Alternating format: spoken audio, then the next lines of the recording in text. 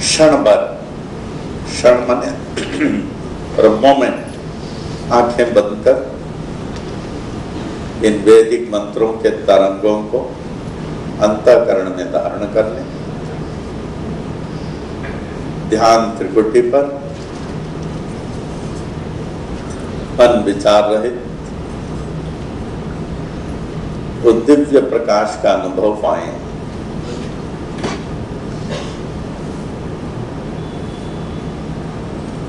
उस प्रकाश में, दिव्य प्रकाश में, भगवत ज्योति में आप अपने मन, बुद्धि, अंतःकरण को भूल जाएंगे।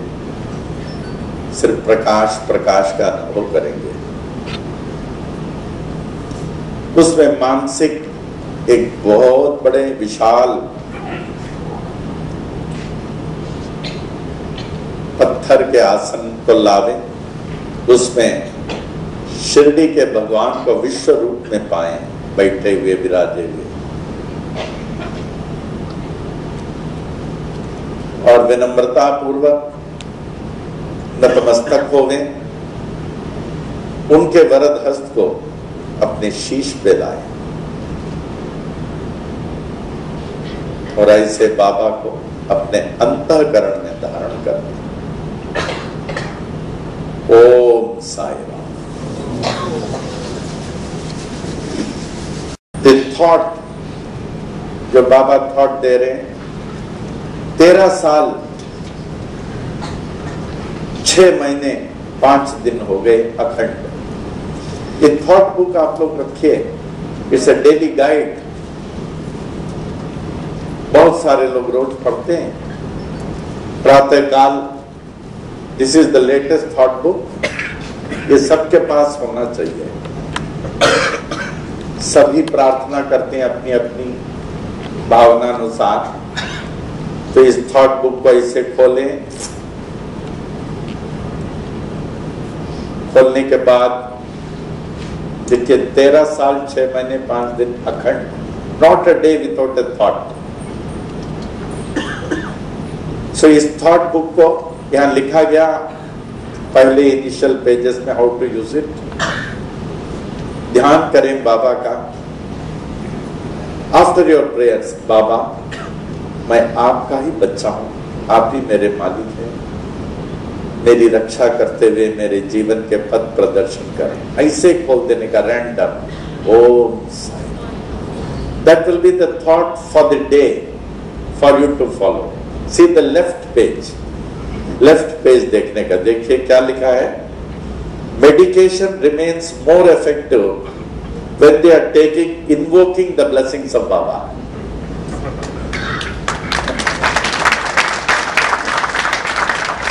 आपका शरीर अस्वस्थ हो जाता है, दवा तभी अधिक कार्य करेगा जब आप भगवत कृपा की याचना से उस दवा को लेंगे। उनकी कृपा से दवा इफेक्टिव हो जाता है। तो मैंने आज आपको उपदेश मिला, कोई भी दवा जो है भगवत कृपा की याचना किए बिना नहीं लेना।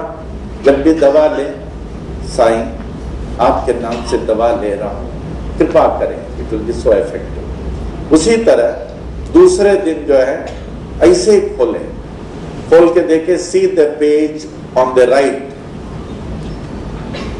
For you to follow. Right में क्या लिखा? There is no greater wealth than education. There is no greater wealth than education. खूब पढ़ें। ये जीवन जो है सीखने के लिए है, सीखने के लिए खूब पढ़ें, खूब पढ़ें, खूब पढ़ें। The greatest wealth is learning. There is nothing greater than one's learning. Om Sai Ram. Baba के वचनों में है, He who meditates on me, repeats my name, sings my glory, and is ever transformed in me. I destroy his evil karmas. His evil karmas are destroyed, and I will stay by his side forever and ever. Forever and ever. बाबा के जीवन विशाल सागर समान है। जिसका कोई अंत नहीं। लक्ष्मीबाई शिंदे का एक अनुभव बताता हूँ, एक अनुभव, और जो वॉइस में उनका सुनना चाहते हैं हमारे पास है। तो लक्ष्मीबाई के पास मैं गया था, 1961 की बात होगी। She left a motor coil in 63। जब मैं 59, 60, 61 में गया, छोटा सा घर, ये चावड़ी के सामने से जाना पड़ता है। तो मैं अंदर गया, करीब 11-12 बजे होगा, देखिए, इंटरव्यू लेने के लिए। जो लोग सबके यहाँ गया हूँ इंटरव्यू के लिए। क्या माता? बोले हो, आप बाबा की बहुत आपने सेवा की, खाना खिलाते थे। वो मराठी में बोलती थी, तो साधारण पोशाक पहनी हुई, उनके हाथ में थाली था। हम बोले वो 9 विधा का सिक्का दिखा सकते हैं? बोले दिखाए, ये फोटो के लिए 9 बाबा ने दिया। फिर हमको बोले समय हो गया, तुम बैठो, मैं बाबा को खाना खिला के फिर बोले मैं आती हूँ। गए, जाके आए, आधा घंटा लगा होगा, 20-25 मिनट। बोले मैं कहाँ गए? बोले ये मैं पहले चावड़ी गई थी, फिर मस्जिद गए, फिर बाबा को खिला के आ रही हूँ। देखिए, बाबा 1918 में समाधि ले लिया, ये लगभग 1960 की बात है।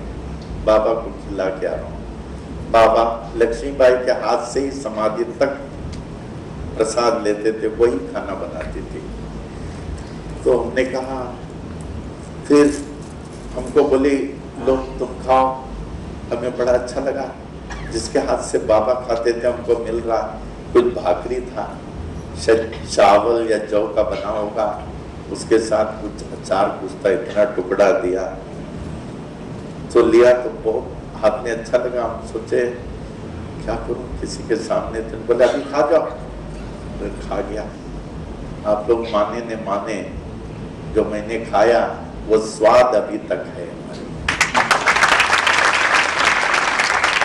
हम सोचे कि बाबा ने तो ऐसे इनके हाथ से खाया, जो भाकरी का स्वाद, वो जो चटनी कुछ था उसका स्वाद खाया। फिर बोले पानी पी। फिर हमने कहा माँ आप कुछ, बाबा को आप क्या समझते थे? मराठी में बोली, वो तो हमारे विठल थे। क्या विठल? आप बाबा का अनुभव बता सकते हैं? वो रो पड़ी, बोले अनुभव बहुत है, क्या मैं बताऊं? फिर एक अनुभव बताया, मैं एक ही बताऊंगा, इसमें बहुत देखेंगे आप। एक ही, वो अपने वृद्धावस्था में थी। कहने लगे एक बार मैं बाबा की सेवा में मस्जिद गए। बाबा मस्जिद में ऐसे बैठे हुए थे, बाबा को सोते हुए किसी ने नहीं देखा। लोग कहते थे बाबा अब रात को सोते नहीं? कहते नहीं, हमारे बच्चे सोते हैं, हमें उनका ख्याल करना पड़ता है। बाबा दिन में आप नहीं सोते? कि इतने दूर दूर से आते हैं ना, सोते हुए किसी ने नहीं देखा। वो तो परम त्याग के साक्षात मूर्ति, अगाध ब्रह्मज्ञानी थे। उनके अगाध लीलाओं के था कोई वर्णन नहीं कर सकता, और न किया बाबा ने। तो कहने लगे मैं सेवा में थी, हमारे पतिदेव, उन दिनों में पुराना घर, उसमें सकली होती थी, ऐसे 3-4 सकली की, ताला मारते थे बड़ा। हमारे पतिदेव जब खेती के लिए निकल जावे, कहते वो सुबह 9 बजे निकल जाता था। फिर मैं ताला मार के बाबा की सेवा में आता था मस्जिद में, मैं सेवा करती रहती थी। देखिए सुनने की बात है, बाबा को कोई समझ नहीं सकता, भगवान को हम क्या समझेंगे? How a mortal being can understand the immortal God? कहे जब मैं सेवा करते करते, जब करीबन 5:30 शाम को 5:30-6 बज जाता था, तो बाबा कहते थे जाओ। मैं जल्दी से जाता था। फिर हमारे पतिदेव आते थे, दरवाजा खोल देता था, अंदर जाते थे, उनके चरण धोता था, फिर खाने को बैठा के मैं खाना खिलाती थी। ये नियम था। उस दिन 6 बज गया, कहने लगे बाबा ने हमें अनुमति नहीं दिया। 6:30 बज गया कि बाबा वो आ गए होंगे। बाबा बोले हाँ बाबा। 7 बज गया। जब 7 बज गया, 1 घंटा हो गया, बाबा बोले अभी जाओ। मैं जल्दी गई। पास में मस्जिद से इट इज हार्डली 2 मिनट्स। जल्दी गए तो देखा दरवाजा खुला, हमारे पतिदेव अंदर, और वो देखे वो खाना खा रहे। हमने कहा आप अंदर कैसे आए? लक्ष्मी।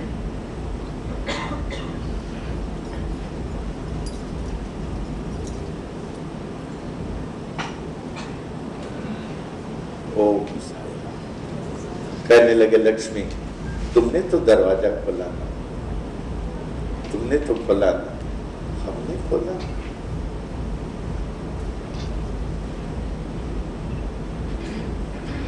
ओ और ये खाना? कहने लगे लक्ष्मी तुमने तो मुझे खाना दिया ना।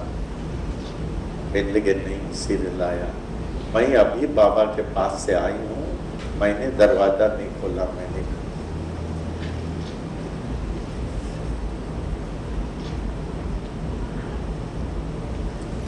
ओम साईं, ओम साईं।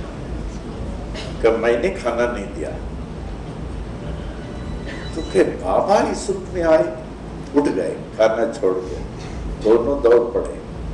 वो लक्ष्मी और उनके पति, बाबा बैठे थे, चरणों में गिर गए कि बाबा आपने इतनी तकलीफ उठाया, लक्ष्मी के रूप में आए, दरवाजा खोला, मुझे खाना दिया। बाबा हंसने लगे, जाओ जाओ खाना खा के आओ, जाओ जाओ खाना खा के आओ। तो ऐसे बहुत सारे इंटरव्यूज हैं जो प्रत्यक्ष, जो बाबा के साथ थे। एक और श्रीमती तरखड़ थी। उन दिनों में शिरडी में कोई व्यवस्था नहीं थी, लेकिन जो भगवान बाबा के पास जाते थे उन्हें व्यवस्था की जरूरत नहीं पड़ती थी। They used to feel so much secure। तो कहने लगी, मैं बाबा की आरती कर रही थी, एक बाबा ने कहा आरती रोको, जाओ अपने वाड़े में। कब बाबा मैं आरती करके जाती हूँ, तुम रोको, आरती रखो, वाड़े में जाओ। गई तो देखे उनका बच्चा बहुत रो रहा था, छोटा, जबरदस्त, उसको सुला के आई थी, इतना रो रहा था। फिर उनको जो है शांत किया, सुला दिया, फिर वापस आए। बाबा बोले अच्छा अब आरती करो। तो आप जहां भी हो, जिधर भी हो, उनको पता चलता है। एक डिप्टी कलेक्टर नाना साहब चंदोरकर थे, जो 1890 में बाबा के संपर्क में आए और 1921 तक थे नाना साहब चंदोरकर। एक बार शिरडी के निकट, शिरडी से दूर एक हरिश्चंद्र घाट था, वो चले गए। उनको अकेले जाने का जो है, वह डिप्टी कलेक्टर, जैसे बहुत लोग एकांत में जाते हैं। हरिश्चंद्र घाट में गए, बहुत प्यास लगी उन्हें, शिरडी से बहुत दूर। जब प्यास लगी वो अकेले जाते थे। उन दिनों में मैं शिरडी, हरिद्वार, सब जगह अकेले जाता था। तो जब प्यास लगी, सोचते थे बाबा मुझे प्यास लगी है। बोले देखिए आपको अंतःकरण से बोलने की जरूरी है, सुनने के लिए उन्हें समय नहीं लगता। तो इतने में उन्होंने एक भील को देखा, गांव वाले को। उसने कहा क्या बात है साहब? मुझे बहुत प्यास लगी है, बहुत प्यास लगी है।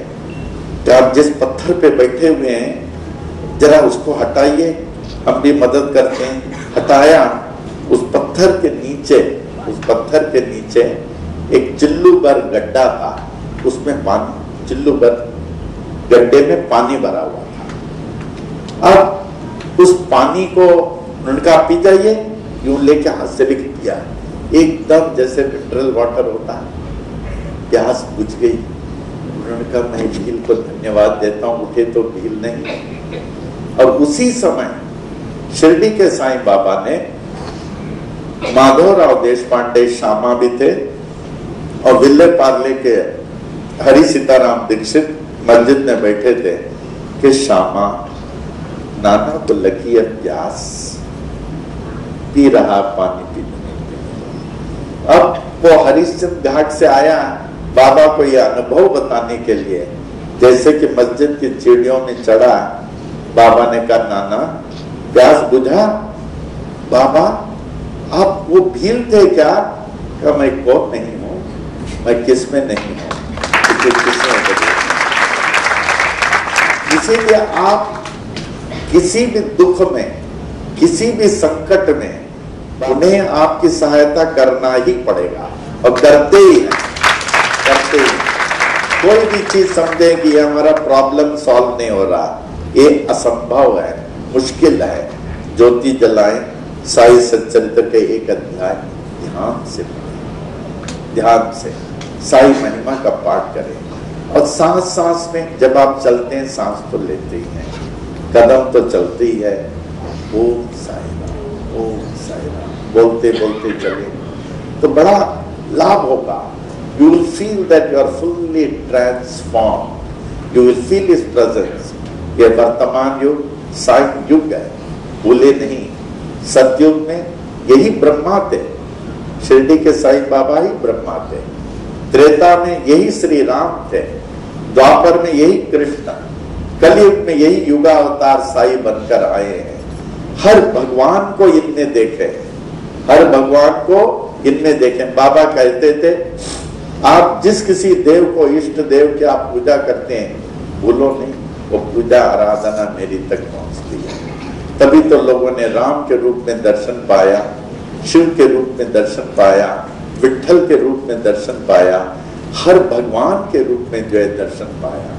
हम लोग भाग्यशाली हैं जो बाबा हम लोग उनकी भक्ति करा रहे हैं। अगर उनकी कृपा नहीं हो, उनकी भक्ति हम लोग नहीं कर सकते। तो इस वर्तमान समय में एक ही साधन है। फिर तदोपरांत हम तो यही कहेंगे आप लोगों से कि विश्वास रखिए बाबा के ऊपर, और ऐसी कोई समस्या नहीं है जो बाबा की कृपा से टल नहीं सकता है। साई सच्चरित्र का